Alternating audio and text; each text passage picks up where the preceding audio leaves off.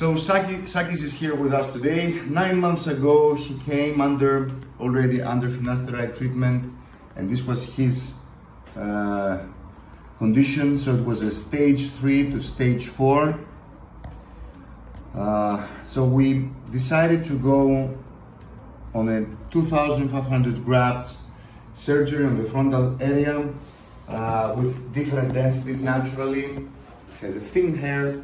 This is the result at 11 months. Come closer. This is, I think it's very satisfying. Let's see the donor area.